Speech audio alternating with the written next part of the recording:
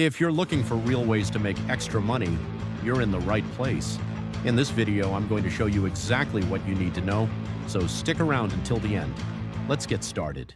Welcome back, Focus Learners. Let's jump right into today's explainer. Look, today we're taking a really deep dive into a topic that, if we're being totally honest, secretly stresses out almost every single one of us. We're talking about how to truly take back control of our finances.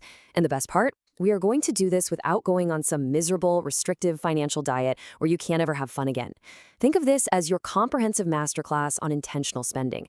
We're going to break down exactly how to intentionally decide which expenses to keep, which to absolutely cut, and how to save more money without feeling deprived in the process. All right, let's get right into it. So, right off the bat, let's look at where we stand. In the first quarter of 2024, American household debt hit a record $17.69 trillion. Now, that number is so huge, it almost doesn't sound real, right? So let's put that completely astronomical figure into perspective. If you took that exact amount of debt, broke it down into single $1 bills, and laid them end to end, they would literally stretch over 1.7 billion miles. That stack of bills would reach all the way from your front door to the planet Uranus. I mean, carrying debt has just become this completely normalized part of modern society. We just shrug and accept it as a given. But should we? Absolutely not. To bring that massive stack of debt back down to earth, we have to fundamentally change how we look at our money. And this is exactly where that shift starts. Money is frozen time. This is such an incredibly powerful quote, and honestly, it shifts everything. You see, a budget that completely ignores your joy, it's exactly like a crash diet. You might stick to it for a week or two, but you are eventually going to break it. But when you start to realize that money is quite literally your frozen time, the psychological shift is profound. Think about it. If you earn, say, $25 an hour after taxes, a $100 pair of shoes doesn't just cost $100. It costs 4 hours of your actual, real working life. Making that visceral trade-off in your head, thinking in terms of the actual hours you sweat at your job, it completely short-circuits impulse buying. It is absolutely the first and most vital step to reclaiming your financial freedom. Okay, so here's our complete roadmap for today. We're going to cover shifting your money mindset, identifying true needs, tackling the big wins, optimizing your daily choices, automating your success, and finally, we'll wrap up with the decision-making filter. Let's start with Section 1, shifting your money mindset and looking at budgeting as pruning. To save money without feeling deprived, I want you to picture a tree. The goal here isn't to take a chainsaw and chop the whole tree down. It's to prune it.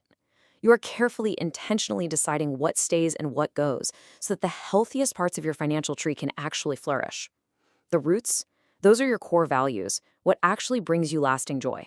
The heavy branches are your massive expenses, things like your mortgage or your rent. Now the dead leaves, pause and think about what those might be in your life.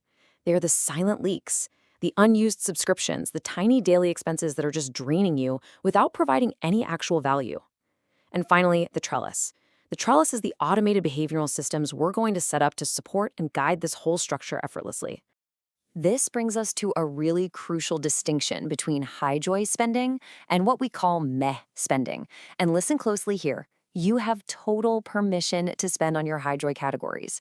If you're a foodie, a nice dinner out might be completely non-negotiable for you. If you're a homebody, maybe your high joy is having premium streaming services and a really, really cozy couch. You are absolutely allowed to keep those. But to afford them, you have to ruthlessly cut the meh spending. Ask yourself, when was the last time that stale $12 convenience store sandwich actually brought you joy? What about those impulse drugstore purchases you throw in the cart, or that gym membership you haven't used since January? That right there is where the savings hide. You can prune those dead leaves all day long without feeling an ounce of pain. Moving on to Section 2, identifying true needs and actually auditing your lifestyle. Now, we are all guilty of lifestyle creep disguised as a necessity. These are what we call pretend needs. We convinced ourselves, oh, I really need to upgrade my perfectly fine 5-year-old car for better safety features, when really we just want the new touchscreen.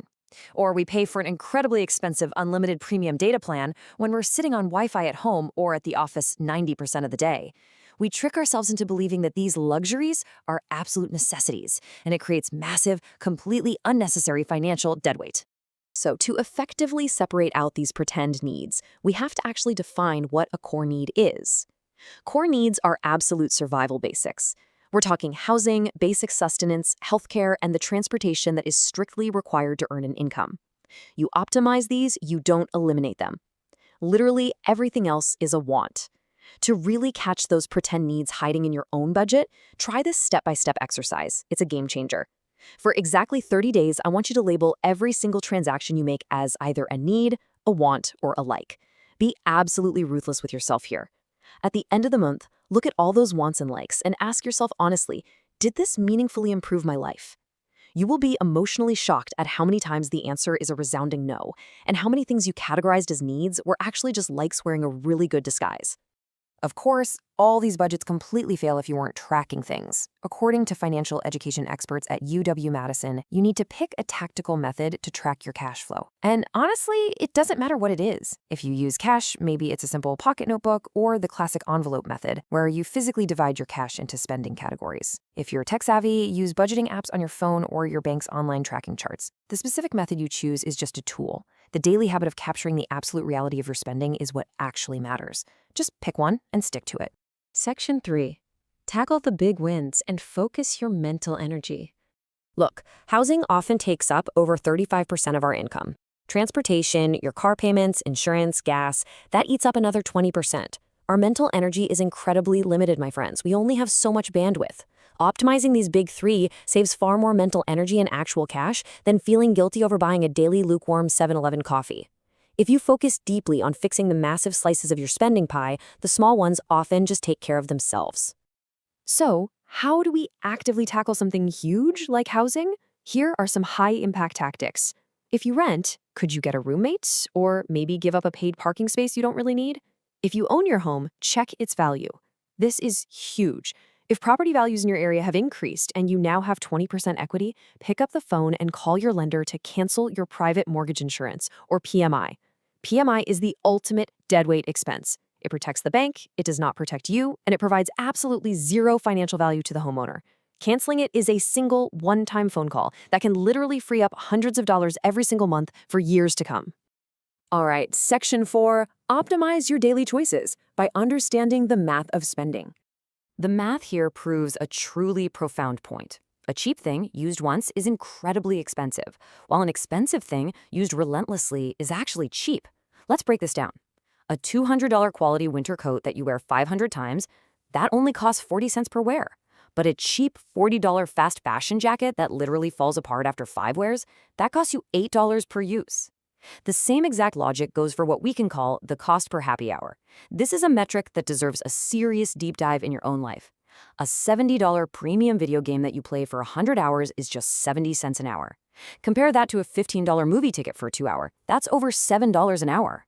That is a massive, massive difference in utility. You should always be ranking your spending by how much joy and use it delivers per dollar. Now, as you are optimizing all this, you absolutely must beware of the hedonic treadmill. We human beings adapt incredibly quickly to upgrades. Think about how amazing a brand new smartphone feels on day 1. You polish it, you treat it like gold. By day 30, it just becomes a boring piece of glass in your pocket. The new car smell fades in weeks, and that premium cable package you just had to have just becomes background noise. Before upgrading anything permanent, ask yourself, will this still matter to me in 3 months? If the answer is no, skip it. You want to prioritize spending your money on novel experiences, things like travel, learning a new skill, or social outings, because these actually have a much longer, richer happiness shelf life. Next up, you've got to audit what we call silent leaks. These recurring obligations are literally the vampires of your bank account. They're small, they're automatic, and they are incredibly easy to forget about. The rule is simple. If you haven't used a subscription service in 30 days, kill it. Period. You also have to watch out for false economies here. Skipping a $40 routine oil change to save a few bucks, that's a false economy because it means you might be buying a new $5,000 engine later. That is the ultimate failed economy. Pay for the preventative maintenance, but absolutely eliminate the useless monthly maintenance fees your bank charges you when completely free alternatives exist right down the street. Section 5. Automate your financial success by bypassing willpower.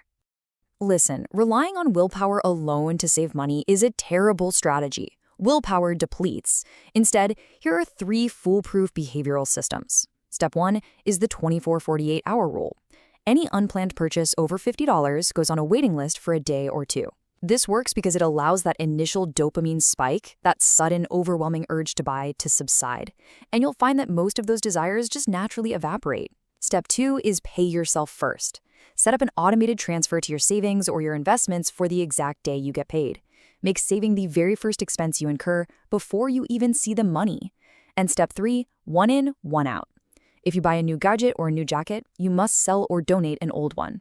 This completely forces you to weigh the true underlying value of bringing something new into your life. Finally, Section 6, the decision-making filter.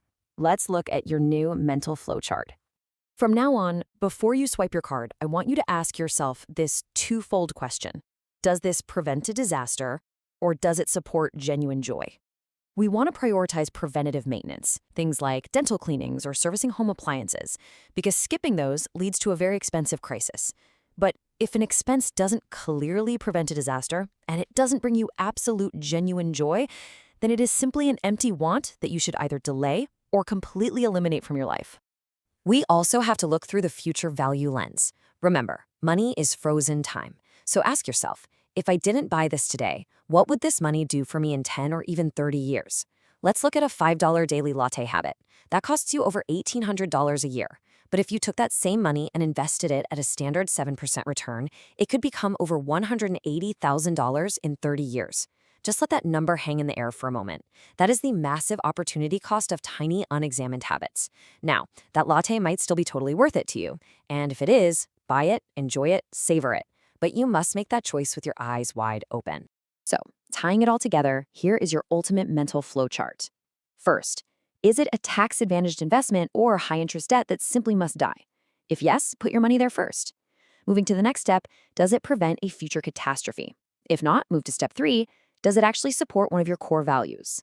If yes, ask step 4. Can you get the exact same utility cheaper by maybe buying it used or generic?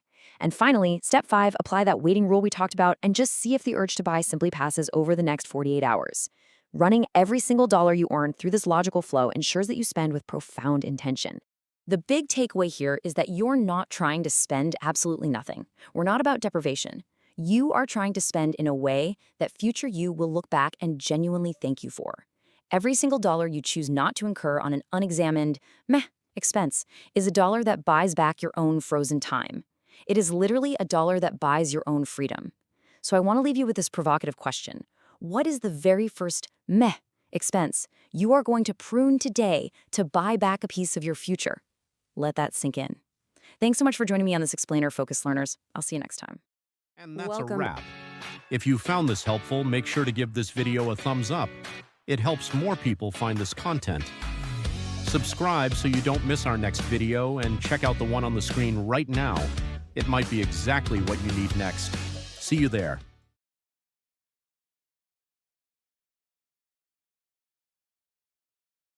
And that's a wrap.